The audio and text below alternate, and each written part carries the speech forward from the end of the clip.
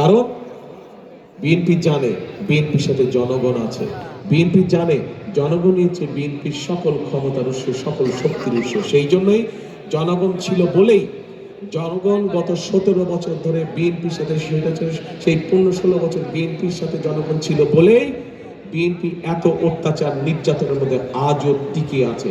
এবং যে বিএনপি টিকে আছে তার প্রমাণ হচ্ছে এই যে হাজার লক্ষ মানুষ আজকের এই মিটিংয়ে। আপনারাই হচ্ছেন বিএনপি, আপনারাই হচ্ছেন বাংলাদেশ জাতীয়তাবাদী দল। কাজে প্রিয় ভাই বোনরা, আসুন এই মানুষগুলো, এই যে মঞ্চের ছোট মঞ্চটা, এখানে যারা বসে আছে ওনারা স্বজন হারিয়েছেন, নিজেরা কেউ কেউ ক্ষতিগ্রস্ত হয়েছেন, পঙ্গুত্ব বরণ করেছেন হয়তোবা। তো এখন এই মানুষগুলোর ত্যাগ বৃথা যেতে দেওয়া যায় না। কাজে এদের ত্যাগ যদি বৃথা যেতে না দেওয়া যায় তাহলে আমাদেরকে সতর্ক থাকতে হবে।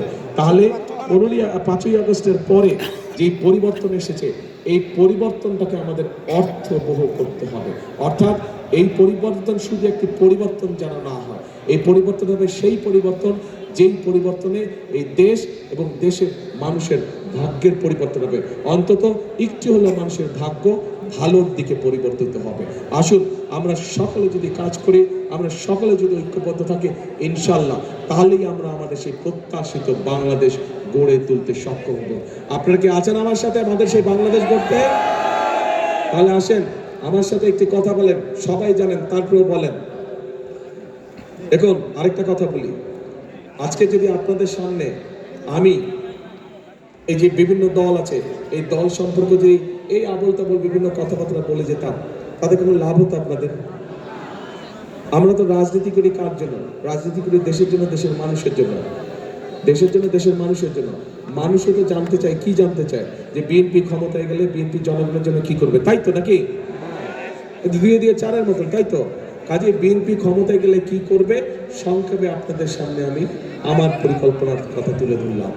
আপনাদের পরিকল্পনা আপনাদের কাছ থেকে আমি জেনে নিলাম যে আপনাদের কি পরিকল্পনা। আপনাদের পরিকল্পনা কি পরিকল্পনা? 12 তারিখে ধানের শীষকে জয়যুক্ত করা ইনশাআল্লাহ।